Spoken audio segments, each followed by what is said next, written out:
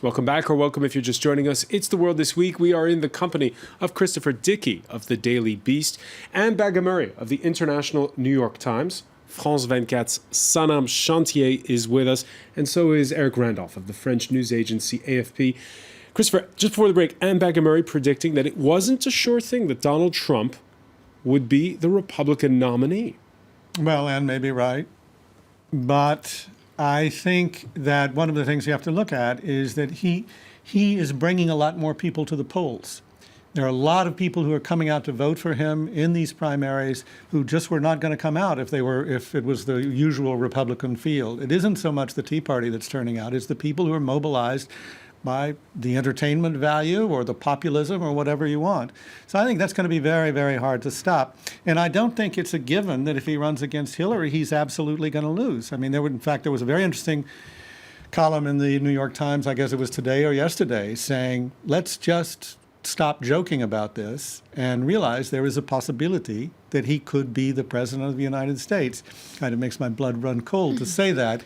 But I don't think we can dismiss it. I think that column also said, or maybe it was a different one, that posited that actually the Democrats would be better off running Bernie Sanders against Donald Trump. That was a different column. He would be a stronger candidate against her. Now, we talk a lot about how, you were mentioning how you thought that Trump has changed the way politics are. I disagree. I think it was always there. Have you listened to Cruz and Rubio and the real positions that they espouse? They're as scary in some ways as the positions that Trump espouses. That's what I'm saying. They're scarier, as a matter of fact. Because they're real ideologues. Yeah. And this has been something that's been happening in the Republican Party for at least the last 2 election cycles and possibly even going back to the George W. Bush years. I mean, it was maybe much more glossily coded, but frankly, the Republican Party has been playing the politics of race, the politics of division, the politics of xenophobia for a long, long time. Trump is telling it like it is and hitting a certain number of targets, but it's not a new thing. But could they win with those strong ideological positions? Well, they haven't so far. Well, they won. I mean, Samantha Bee, who's an American comedian, did a terrific thing saying, if you feel badly about Trump, you need to blame the Democrats, and especially young Democrats in 2010, who let the ultra-conservative Tea Party essentially take over the Congress. All right, while Donald Trump talks of walls with Mexico, Europe's leaders are scrambling to keep out a record number of refugees. The German chancellor this Friday at the French presidential palace, that's to prepare for a crucial Monday summit with Turkey, where the EU hopes to strike a deal to get Ankara to take back rejected economic migrants. The president of the European Council putting a blunt message to those who are not asylum seekers while traveling Thursday to Greece and Turkey. I want to appeal to all potential illegal economic migrants, wherever you are from. Do not come to Europe. Do not believe the smugglers. Do not risk your lives and your money. It is all for nothing. Greece or any other European country will no longer be a transit country. The Schengen rules will enter into force again. Sanam Chantier, how's that message going to be received? That message could not have come in a clearer, more explicit way, and it's certainly become something that's centered discussions between David Cameron and François Hollande over the past days that many Britain's Eurosceptics are saying are actually used to scaremonger in a way, suggestions that if Britain decides to leave the European Union, indeed all of the migrants in Calais, I think it's 4,000 of them at the moment, will end up on Britain's doorsteps, and certainly Hollande is taking a strong position saying there will be consequences, but we have to remember that he himself is under pressure from the far-right Front National ahead of the presidential election campaign. And then on the other end, you have the likes of Boris Johnson saying that the agreement that France and Britain have in terms of migrants, it will not be affected by a potential Brexit. And I think what the two leaders right now have to do is make a decision before that very important referendum in June. And make a decision before that. And before that, before we talk about the Franco-British summit, and I'll put it to you, Eric Randolph, this summit with Turkey that's going to take place on Monday, how is it going to play out? Because we'll have perhaps a deal, but will that deal stick? I I think a lot of this is fairly superficial. Merkel needs to have some kind of deal that she can take back to the domestic audience in Germany to show that to try and allay some of the fears that have sprung up after the country took 1 million people in last year. The reality of actually sending people back to where they came from is extremely difficult. The process to actually get to disprove someone's asylum claim and to actually physically get them onto the plane and back to where they came from the numbers are extremely low. It's never going to make a real dent in the number of people that Germany's having to deal with, and so a lot of this is for political show. And I think the real solution, if you want to call it that's starting to take shape, is that Europe is starting to decide that Greece is going to become essentially a holding pen, and they're going to try and seal in as many migrants into that area as possible in an attempt to deal with it that way. Unfortunately, EU rules kind of work in their favour in that, because technically under EU rules, any migrant that arrives in the European Union has to apply for asylum in the first place they reach, which is normally Greece. And obviously the reality over the last year is that system is grossly unfair and doesn't work, but at the moment that seems to be the only thing that they can think of to do. Do you agree, Anne Bagamarie, this is a watershed moment for Greece and a watershed moment for the EU's relationship with Turkey? Absolutely. I think that anything related to this ongoing migrant crisis has to be laid at the EU's door for not having thought through a coherent policy for the whole group. And if you want to even take a further step back, it calls into question some of the other freedoms and common agreements that were put in place, like Schengen, which you can argue was not really appropriately thought out.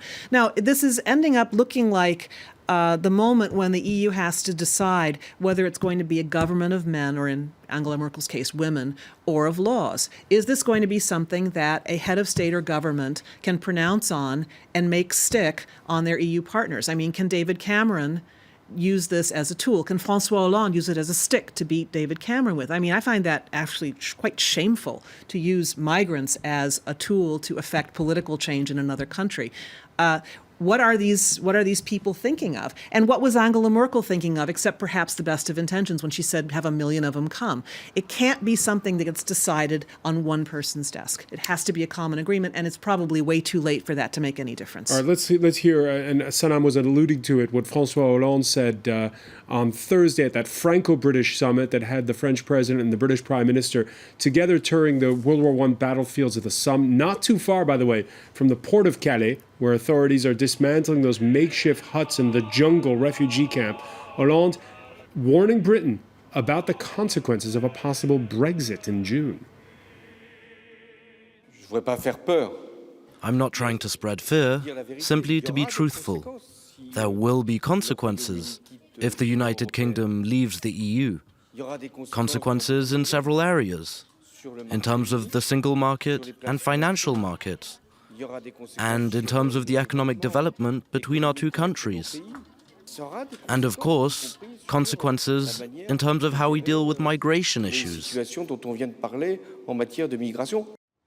Eric Randolph, your reaction to that, of having been to Calais this week? I mean, a lot of this, the idea that France would start immediately shoving migrants onto boats and shipping them across the channel just as a sort of spiteful, it's a bluff. How dare you? I think Cameron asked him to say that. He's trying to convince voters back in the UK that it's important to stay in Europe, and that certainly plays on many people's fears. The situation when you're in Calais, the overwhelming sense that you have is this is just a few thousand people. If Britain wanted to sort this problem out tomorrow, it could do. Set up an asylum centre in the middle of the jungle. So the idea being that both the French and the British are using this as a advertisement against coming? Yeah, I mean, a lot of it is... Because I've heard that theory bandied about. Sure.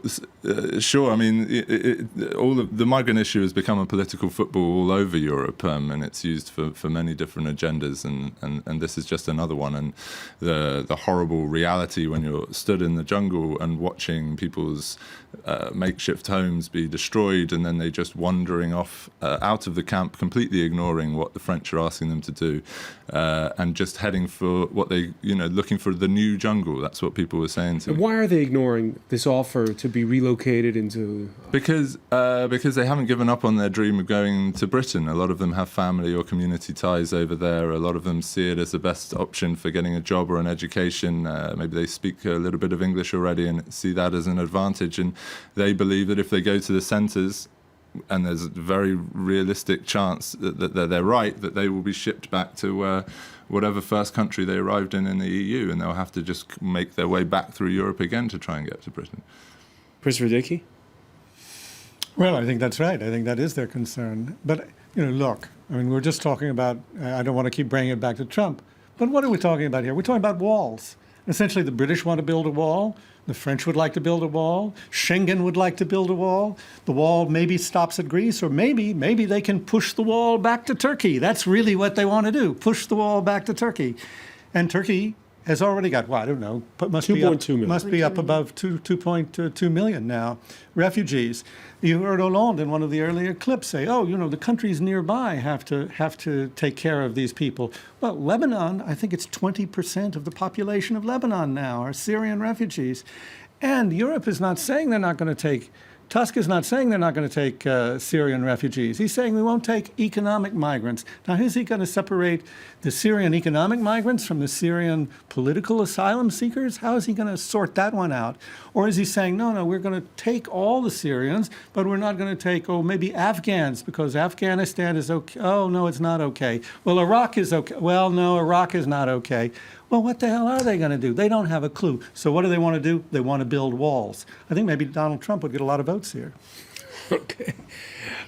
We could call it a vote of confidence. Speaking of elections, reformers in Iran, or at least those allowed to stand, sweeping parliamentary elections in Tehran and poised for more gains in next month's runoffs, a rousing endorsement of the nuclear deal that's broken the Islamic Republic's international isolation.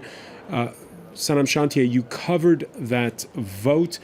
We don't know how to handle this here in the West, because was it a free and fair election, fair election or not? Yes, it was. Iran isn't as black and white as we'd like it to be. It's a multifaceted country, and these double elections were dubbed certainly the most important since the 1979. There were so many candidates barred from running. So many candidates were barred from running, but despite of that, when it comes to the political heart of the country, Tehran, and this is exactly where we were, the Hosseini Ershad, which is the central mosque, and that's me in the middle. Look, François, this is complicated, but what happened is the reformists, the coalition of reformists and moderates, managed to get 30 out of 30 seats. That's huge. Iranians, Tehranis specifically, were going out and voting for a bloc of the reformists, not for individual candidates, because they believe that the policies that Hassan Rouhani introduced back in 2013 must be implemented in what's being dubbed a second phase. And that's exactly what he's going to be able to do, because they managed to actually lose out in terms of where the ultra-conservatives are, both in the Assembly of Experts, that's the body that will select Iran's next supreme leader, so that essentially is where I was going to say, in the U.S., one of the big stakes is, of course, naming Supreme Court justices. That Assembly of Experts will probably or possibly pick the next supreme leader. Oh, they will pick the next supreme leader. Ayatollah Ali Khamenei has actually come out himself and said, I will not live for another 8 years. You need to go out and vote so that you can choose the person that replaces me. And on top of that list, we had Iran's reformist president, Hassan Rouhani, his major ally, Ali Akbar Hashemi Rafsanjani, who's a former president. And then we've got major ultra-conservatives like Ayatollah Mesbah Yazdi, someone who's a staunch supporter of Iran's previous hardline president, Mahmoud Ahmadinejad. He's been against the detente with the international community. He lost his seat. What does that tell you about Iran today? It shows you that the country has changed. They want something different since that historic deal was implemented. Excuse me, a decade and a half ago, there was President Khatami. It was the same sort of scenario. Khatami didn't manage to carry it through. He didn't have enough support. But Rouhani introduced these policies, and he's managed to implement them. Christopher Dickey? Well, I mean, I'm not going to disagree with any of that, but I think there are a couple of things, first of all, to take note of. One is that, yes, Tehran voted for this bloc. Tehran was hugely supportive of Rouhani, but is Tehran Iran? Well, no, it's not. There's a lot No, of... but even there's a lot of... even nationwide, it's still too close to call. Even Well, though the final exactly. results haven't How been long has it been announced. since the election? It's too close to call. And the reason it's too close to call is because one reason is that because the further you get out into the small towns, the more contested the vote is. The more conservative it becomes. And the more conservative it becomes. So, in fact, it's not quite as much of a done deal as that, although, yes, the Rouhani did get an endorsement from Tehran. He got an endorsement overall in the parliament, and that's good. And it'll be easier for him to work with this parliament than it was for him to work with the previous Compare it to the parliament. previous parliament, where it was under 10%, that was a coalition of reformists and moderates. So look at how much his popularity and support base has actually increased in the country's political heart. Well, basically, people want to reopen the country. They wanted an end to the sanctions. He's getting them an end to the sanctions. That's hugely important. I mean, that's a winning political platform any way you cut it, which is why a lot of people that we would have called conservatives before actually joined Rouhani's bloc. It's not as clear-cut as conservative and reformist. What it is opening to the world or not opening to the world. And the people who want an opening to the world, at least in Tehran, won. Eric Reynolds? Yeah, I mean, it's interesting to see quite a bit of skepticism, particularly from the American right, about the elections over the last week. Particularly pointing on, back to them again, but particularly pointing at the fact that Iran's foreign policy isn't going to change, that it will continue to be a potential threat to Israel, that it will continue to back Assad and so on. And they see that as proof that this election doesn't mean anything. But clearly, there's a huge shift in public opinion towards this reformist movement, however you want to describe it. And the other thing is to remember that Iran at least is able to manage this transition in a cautious way. I mean, the last thing the Middle East needs is another sudden revolution. If it can be managed in a way that manages to keep some conservatives on side and gradually show the benefits of opening up, that's a much safer way of doing things. But Iran never wanted, I mean, this is something we have to make clear, even in the aftermath of the 2009 disputed elections, Iranians didn't want a revolution because many of them say, look what happened in 79. They want reform, and that's exactly what Rouhani and now they can say, look what happened with the Arab awakening and the Arab revolutions of 2011 and afterwards. They don't want a revolution. But I mean, we're always talking about two basic things in Iran. One is this whole political current and the elections, all that represents, but the other is the expeditionary military aspects of Iran. Iran is fighting a lot of wars right now, and those are likely to get a lot worse, not better. So I think that all of that is going to have a huge influence, and we barely address that when we talk about the elections. I don't even think it was a major issue in the elections. Oh, it was, because it's something that has to come up. As we know, Iran at the moment has manpower in Syria, in Lebanon, in Yemen, in Iraq, and something that needs to be part of their policies, and it was. Were people voting because of that? No, Iran. Did they vote the conservatives, the reformists, the internationalists? What takes Iranians to the polls is their pockets. So it was the economy. Well, that's under my point. Rouhani, That wasn't the election deciding the election. That wasn't the issue deciding the election. One of the policies that was introduced. Before we go, it's been a good week for auto dealers with oil prices at rock bottom and a modest recovery here on this continent. The Geneva Motor Show opening to news that car sales had soared nearly 14% last month in Western Europe. Forget news that Volkswagen's now former boss may have been in the know about diesel emissions cheating. Prospects are looking up for the good old-fashioned combustion engine. Oh, and the competition has suffered a slight hiccup. Google's driverless car, still in its testing phase, has had, for the first time, an accident that was its own fault. The small collision happened near the company headquarters in Mountain View, California, where it failed to anticipate an oncoming bus that didn't yield right of way. Google putting out a statement saying it's reworking its software so that, quote, our cars will more deeply understand that buses and other large vehicles are less likely to yield to us than other types of vehicles. Some tech analysts, like this one writing in the Washington Post, are a little bit skeptical. So I guess I'll go around the table and ask. I'll start with you, Anne Bagamary. How do you feel about getting into a driverless car?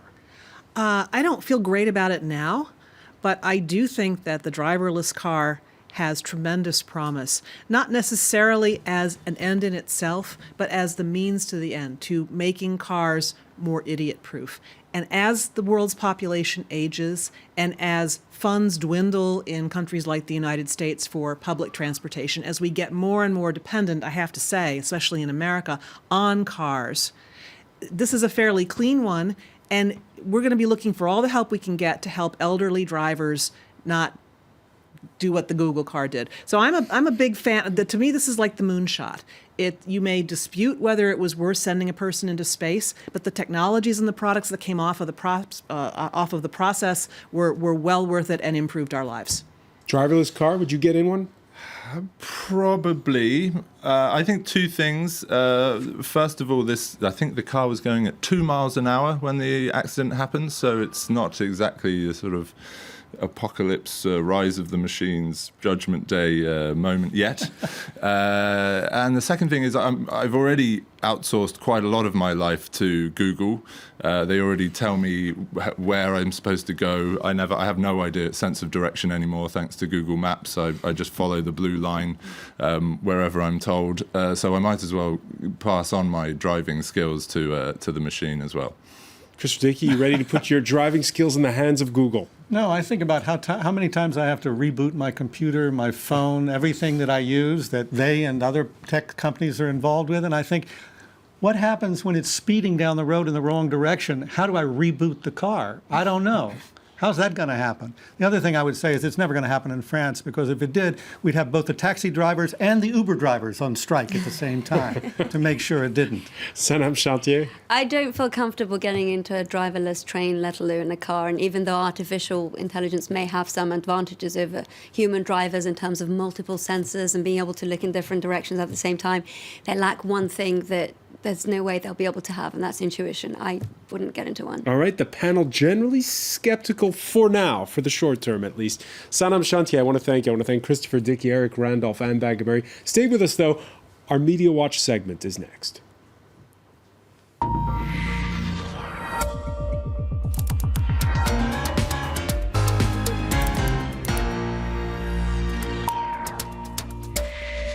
And we say hello to Emma James. Hi there. We've talked a lot about Donald Trump over the past hour. Yes, quelle surprise. It would appear that we can't really talk about that much else when it comes to the presidential race in the United States. But I think when it comes to the content of a Republican debate being criticised by the man who played the Fonz in Happy Days, then you know you've got a bit of a problem on your hands. Henry Winkler, for it is he, wrote yesterday, "Let's get this straight. They're running for president, the leader of our country, and they're talking body parts above and below the belt." Now, what he's talking about, of course, is this question that Donald Trump seems so insistent on answering, and most of us never wanted to ask it. And, of course, brought up by Marco Rubio, because he said Donald Trump has small hands, therefore we all know what that means. Now, if we take a look at Raw Story, they have an interesting take on this. They seem to think that Donald Trump doth protest too much about the size of his manhood, because they say science explains it all. Monkeys with smaller sexual weaponry compensate with louder howls. And just take a look at that image there. It really says it all. Dear. Now, Raw Story says, "Are you all mouth and no trousers? According to a new study, it seems that it is mouth or it is trousers. You can't be both. It's an evolutionary thing. You either concentrate on one thing or the other." Anyway, if you thought I always that... depend on Raw Story for my science. It is fabulous. But if you thought that maybe the kind of rhetoric in the Republican campaign was going to grow up anytime soon, well, according to Time, you'd be disappointed, because they have an article entitled "Why Trump Will Not Change." They say that his wife, Melania Trump, says she's asked him to be a bit more presidential. But they say in Time that from the start of Thursday night's debate, it became very clear that she is not his number one advisor. They said after the comments on hand size, it kind of spanned downhill from there, would you believe? It seems difficult to think of it falling from there, but there you go. A well-known Trump basher, the New York Daily News. Every day they come out with one. But they are fabulous front pages. Now, what they say, this is an alert, basically, code orange, because it looks as though Donald Trump is now unstoppable. If we look on their website, they have this article, which basically they're talking about why did Mitt Romney do this destructive or hopefully destructive speech about Donald Trump and all of his failings, but then he's not going to run. And what they're doing is parodying that well-known phrase, what did you do in the war, Daddy, by asking, Papa, what did you do to stop Donald Trump? Now, he said he's not going to run, but he will endorse somebody after March the 15th. Don't yet know who that's going He's sure to be. rooting for that brokered convention that Anne Baggy-Murray was mentioning. It's great television. It is great television. And if you're baffled as to what is the appeal of Trump, as many people are, you could do worse than taking a look at this Vox article. It's very, very interesting indeed. And what they talk about is the fact that it's not just Trump who's suddenly changed the political language, if you like. His supporters are suddenly voicing what are extreme views and quite happy to do so. They talk about a poll that was carried out in South Carolina, which found that 20% of Trump's voters, those who voted for Donald Trump in the primary there, 20% of them said that Lincoln should not have freed the slaves. Gosh. Another story that you've been following for us, Emma James, is that of one of the world's most famous artists being unmasked. Yes, Banksy, the British graffiti artist who's known around the world, not least because he also painted many murals in New York fairly recently, and also his work at the migrant camps in Calais. He has been unmasked courtesy of scientists who've used geolocation technology to carry out what's called geographical profiling. They say that he is Robin Gunningham. Now, this isn't a great surprise because the Mail on Sunday actually did an expose back in 2008 saying that's who they thought it was. A rather well-off man in his 30s from Bristol in the southwest of England. Being well-off doesn't really sit so well with his idea of anti-establishment artworks. But anyway, what they did doesn't really sound all that scientific. They basically seem to have compared the locations of known Banksy works with addresses that are linked in some way to this man, Robin Gunningham, and basically that's how they've worked it out. It's been used before to track serial criminals, and the Queen Mary University scientists who carried this out say it could be used in future to trace terrorists. Now, Banksy was apparently something of a test case. He didn't want to be, obviously. His lawyers fought against this information being released, and he's not the only one who's unhappy about it.